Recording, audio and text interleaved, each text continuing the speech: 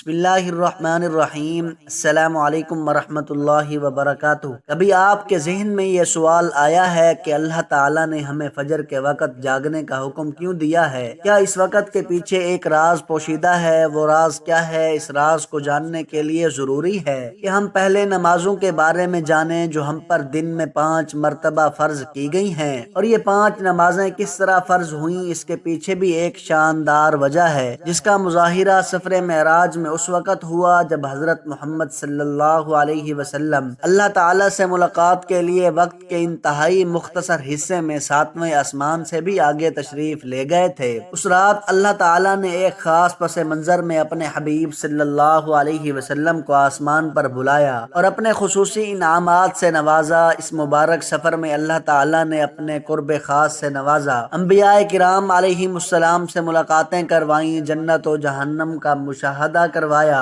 نیکوں کے اجر و ثواب اور بروں کے انجام و عذاب کا نظارہ کروایا۔ اس عظیم سفر میں بہت سے انعامات سے نوازا گیا، جن میں ایک خاص انعام امت کے لیے نماز کا تحفہ بھی ہے، اور قیامت تک کے لیے انسانوں کو اپنے معبود اور خالق کے قریب تر کرنے کا عظیم تحفہ اور عبادت یعنی نماز بھی اسی سفر میں ادا کی گئی۔ معراج کی رات جب آپ صلی اللہ علیہ وسلم کو اللہ تعالیٰ نے 50 نمازوں کا حکم دیا تو حضرت موسیٰ علیہ السلام کے کہنے پر آپ نے اللہ تعالیٰ سے ان 50 نمازوں میں نرمی کی درخواست کی، اور ایسا کئی بار ہوا، یہاں تک کہ اللہ تعالیٰ نے امت محمدی صلی اللہ علیہ وسلم پر دن میں 5 نمازوں کا حکم دیا، جس کے بعد بھی حضرت موسیٰ علیہ السلام نے آپ صلی اللہ علیہ وسلم کو 5 نمازوں میں کمی کے لیے اللہ کے پاس ایک بار پھر جانے کا مشورہ دیا، لیکن تب آپ صلی اللہ علیہ وسلم نے فرمایا کہ میں نے اپنے رب سے کئی مرتبہ درخواست کر لی ہے، یہاں تک کہ اب مجھے حیا آ گئی ہے اور اب میں راضی ہوں اور اس حکم کو ہر طرح سے تسلیم کرتا ہوں۔ ہر نماز پڑھنا ضروری ہے، اور یقیناً آپ کے لیے بھی نمازوں میں سب سے زیادہ مشکل نماز فجر کی نماز ہوگی، جس میں نیند کا غلبہ اس قدر ہوتا ہے کہ انسان بمشکل اٹھ پاتا ہے، لیکن دن کے اس خاص حصے میں جو راز پوشیدہ ہے، اسے جب آپ جانو گے تو یقین کریں کہ آپ فجر کی نماز کبھی نہیں چھوڑنا چاہیں گے۔ فجر کے کچھ فضائل سماعت فرمائیں۔ 5 نمازوں میں سب سے اہم نماز فجر کی نماز ہے۔ اس کی اہمیت کا اندازہ اس بات سے لگائیں کہ اللہ تعالیٰ فجر کے وقت کی قسم اٹھاتے ہیں اور فرماتے ہیں قسم ہے فجر کی اور 10 راتوں کی، جفت اور طاق کی اور رات کی جب وہ چلنے لگے،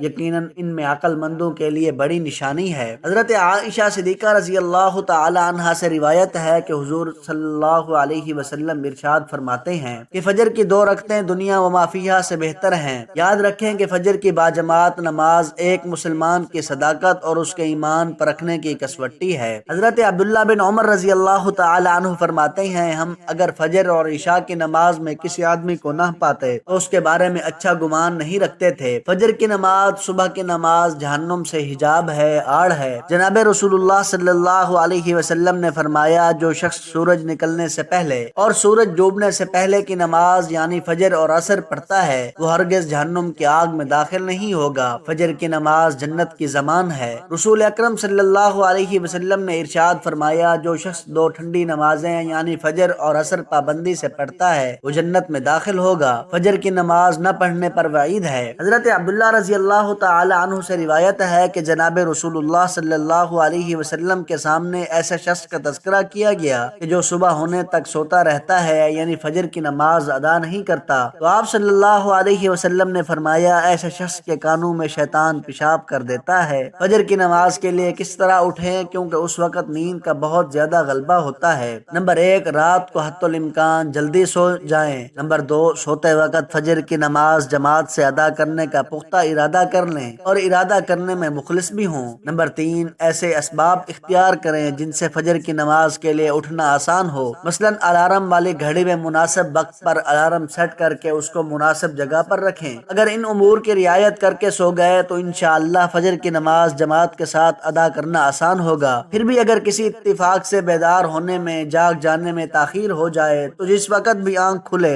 سب سے پہلے نماز ادا کر لیں، انشاءاللہ تعالی تاخیر کا کوئی گناہ نہیں ہوگا، لیکن اس کو معمول بنانا، گناہ پر مداومت کرنا ہے جو کسی بھی طرح جائز نہیں ہے۔ دنیا میں ایسے لوگ ہیں جنہیں بے خوابی کی شکایت ہوتی ہے جس میں وہ ساری رات سو نہیں پاتے اور پورا دن کام کاج کر کے جب رات کو سو نہیں سکتے تب کئی طرح کی ذہنی اور جسمانی بیماریاں جنم لیتی ہیں اور ان بیماریوں کا شکار ہر دوسرا تیسرا شخص ہو رہا ہے۔ اس کی بڑی وجہ اللہ تعالیٰ کے احکامات کو پیچھے چھوڑ کر دنیا کی رنگینیوں کے پیچھے بھاگنا ہے۔ ساری رات جاگنے کے بعد فجر کے قریب کچھ دیر نیند آ جاتی ہے، لیکن وہ نیند جسم کو پرسکون نہیں رکھتی، جس کی وجہ سے اکثر لوگ جاگتے رہتے ہیں اور ہر قسم کی دوائیاں استعمال کے باوجود جب وہ سو نہیں پاتے تو اللہ تعالیٰ سے یہ سوال ضرور کرتے ہیں کہ اے اللہ مجھے نیند کیوں نہیں آتی؟ آخر کیا وجہ ہے؟ بہت کم لوگ ہوتے ہیں جو اپنے اندر پیدا ہونے والی اس کیفیت میں اپنے اندر پیدا ہونے والی اس آواز کو سن پاتے ہیں جس میں ان سے کہا جاتا ہے کہ بستر سے نکلو، نماز پڑھا کرو، اللہ کا ذکر کرو، اور یقین کریں جو لوگ اس آواز کو سن پاتے ہیں اور اس پر عمل کرتے ہیں انہیں تا حیات زندگی بھر کبھی بھی بے خوابی کی شکایت نہیں ہوگی۔ اس حوالے سے ایک صوفی نظم ہے جس کا ایک امریکی مسلمان نے ترجمہ کیا ہے، جس کا ٹائٹل ہے دوبارہ مت سو جانا۔ صبح کی ٹھنڈی ہوائیں ایک رات لاتی ہیں تمہارے لیے،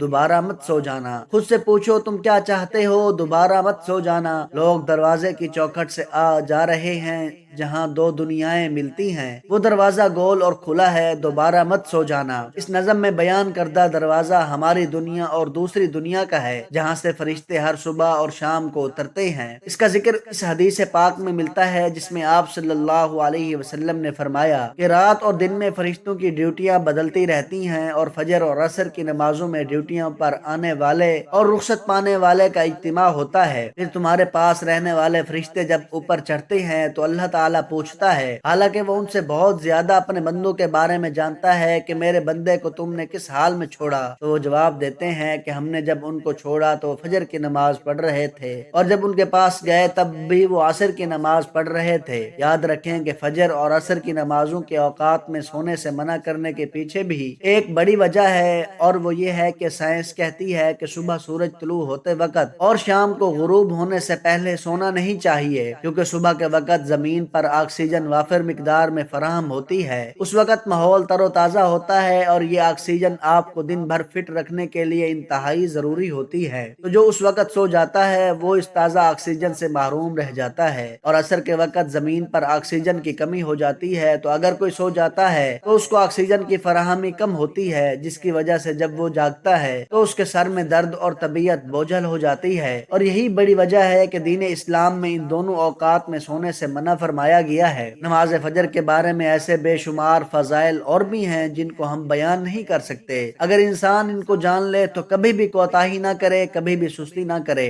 رسول اکرم صلی اللہ علیہ وسلم کا فرمان ہے، اگر وہ لوگ عشاء اور فجر کی فضیلت کے بارے میں جان لیں تو وہ ضرور بھی ضرور نمازوں میں حاضر ہوں گے، چاہے ان کو خود کو گھسیٹتے ہوئے آنا پڑے۔ تو اب آپ خود اندازہ کیجئے کہ ایک طرف ان دونوں نمازوں کی یعنی فجر کی اور عصر کی کتنی فضیلت ہے اور اہمیت ہے، اور دوسری طرف ان کی ادائیگی میں کتنی سستی اور لاپرواہی بھرتی جاتی ہے۔ اللہ تعالی ہم سب کو 5 وقت نماز پڑھنے کی توفیق عطا فرمائے، آمین ثم آمین۔ محترم ناظرین، آج کی میری اس انفارمیشن ویڈیو کو لائک اور میرے اسلامی چینل باب روشنی کو سبسکرائب کر دیجئے۔ جزاک اللہ خیرن کثیرا۔